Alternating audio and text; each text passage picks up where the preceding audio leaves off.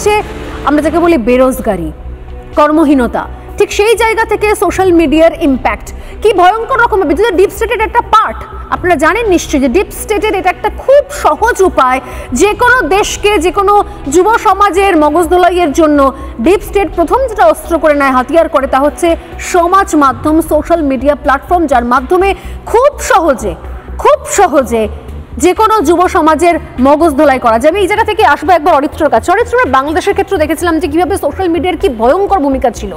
সেখানে বারবার করে সোশ্যাল মিডিয়াকে আশ্রয় করে সঙ্গবদ্ধ হওয়া, সোশ্যাল মিডিয়া থেকে বিভিন্ন প্ল্যান চলে যাওয়া, এবং এমন অনেকে ছিলেন যারা পরবর্তীকালে বলেছেন যে আমরা ভুল করেছি, শেখ হাসিনা সরকারের বিরুদ্ধে এইভাবে আমরা একটা ফাঁদে পা দিয়ে আমরা ভুল করেছি। তারা পরে বুঝতে পেরেছেন যে কোনো ভালো কিছু হয়নি, কোটা সংস্কারটা অজুহাত ছিল।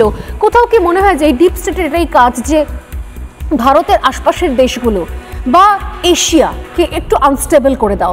ভারত যেভাবে যে গতিতে এগোচ্ছে সেই জায়গাতে তার আশপাশে কোথাও অস্থিরতা তৈরি করলে বোধহয় ভারতকে একটুখানি চাপে রাখা যাবে। কোথাও কি মনে হয় যে এর নেপথ্যে অন্য কোনো কাজ রয়েছে, কারণ রয়েছে? দেখুন, নেপালে এই মুহূর্তে যে বিশৃঙ্খলা তৈরি হয়েছে তা আমার ব্যক্তিগত মত অনুসারে 100% ইউএস ইঞ্জিনিয়ার্ড একটা রেভলিউশন। কেন ইউএস ইঞ্জিনিয়ার্ড বলছি, তার কারণ আমি প্যাটার্নটা বোঝবার চেষ্টা করছিলাম। মানে আপনি শ্রীলঙ্কা, বাংলাদেশ, নেপাল, এই তিনটে দেশের কর্মপদ্ধতি এবং তাদের ওখানে বিপ্লবের নামে যেভাবে পরিবেশটাকে তৈরি করা হলো, এবং নেপালের এই ঘটনাটার টাইমিংটা আপনি দেখুন কি অদ্ভুত ব্যাপার। প্রথমে ডোনাল্ড ট্রাম্প ভারতবর্ষের ওপরে টারিফ লাগিয়ে ভারতবর্ষের অর্থনীতি, ডেড ইকোনমি ইত্যাদি যাচ্ছে তাই অপমান করলেন, একটা বিশৃঙ্খলা করলেন, বলে দিলেন ভারতবর্ষের দ্বারা কিছু হবে না।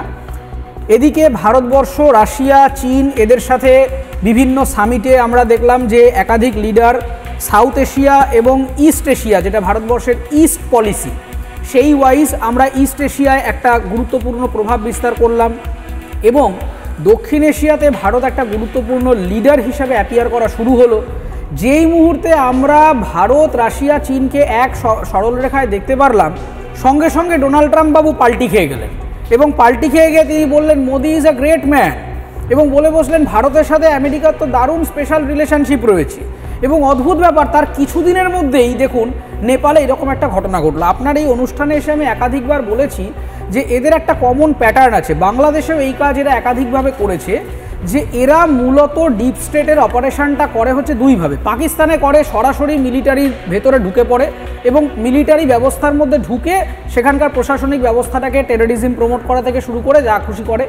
আর বাংলাদেশ, ইন্ডিয়া, নেপাল, শ্রীলঙ্কা, এই জায়গাগুলো এদের কর্মপদ্ধতি হচ্ছে যে এনজিওর মধ্যে দিয়ে একটা লেটেন্ট কাজ শুরু করে। এই যে আপনি সঠিক জায়গাটা বললেন হামি নেপাল, এই হামি নেপাল দেখুন একটা এনজিও। বাংলাদেশেও দেখুন এই জেনজিদের নামে বিভিন্ন রকম ছাত্র সংগঠন এগুলো চলে এসছে। এরা পরবর্তী দিন কিন্তু কেউ আর ছাত্রদের উন্নতির কথা বলেনি। এই যে দীর্ঘ 1-1.5 বছর ধরে বাংলাদেশে যে না হচ্ছে ভোট, না হচ্ছে কোনো উন্নতি, দ্রব্যমূল্য বৃদ্ধি, বেকারত্বের কোনো সমাধান হচ্ছে না, কিন্তু প্রত্যেকটা ক্ষেত্রে আপনি দেখুন প্রথমে শুরু হচ্ছে একটা অদ্ভুত জিনিস দিয়ে, যে জিনিসটাকে সকলেই রাজি হয়ে যাবে। যে কোনো বাংলাদেশের মানুষই বলবে হ্যাঁ সত্যি তো, যেটা হচ্ছে ঠিকই হচ্ছে।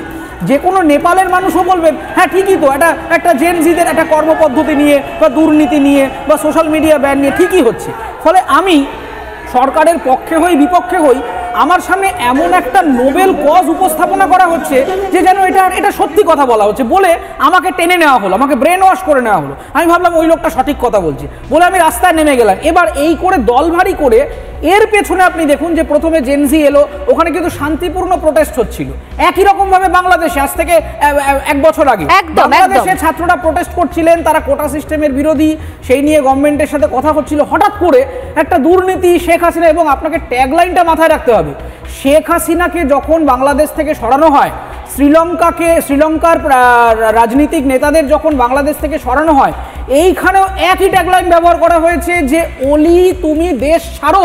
একদম প্রত্যেকটা জায়গায় আপনি দেখুন এই রাষ্ট্রনায়ক প্রথমেই আগে যারা রাষ্ট্রনায়ক আছেন তাদেরকে দেশ থেকে বের করে দেওয়া। এবং আমি যেই মুহূর্তে রাষ্ট্রপতি, প্রধানমন্ত্রী বা এই ধরনের স্বরাষ্ট্রমন্ত্রী এদেরকে দেশের বাইরে বের করে দিতে পারবো, তাতে আমার সুবিধা হবে। আজকে নরেন্দ্র মোদী বা মমতা বন্দ্যোপাধ্যায় দুর্নীতি পরায়ণ হোক, যাই হোক, তিনি যতক্ষণ আমি দেখতে পাচ্ছি যে আমার একজন মুখ্যমন্ত্রী আছে, আমার একজন প্রধানমন্ত্রী আছে, আমার কিন্তু সেই গণতন্ত্রের উপরে কনফিডেন্সটা থাকবে, আমার অভ্যন্তরীণ লড়াই তার সাথে থাকতে পারে।